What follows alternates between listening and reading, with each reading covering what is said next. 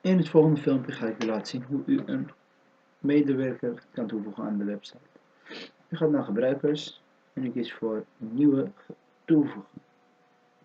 U typt de gebruikersnaam van de persoon in, een e-mailadres, natuurlijk de voornaam en de achternaam van de persoon.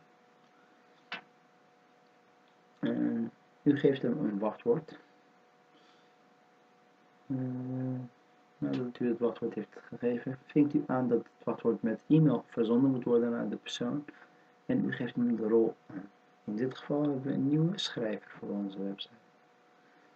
U zegt nieuwe gebruiker toevoegen en zie hier nieuwe gebruiker.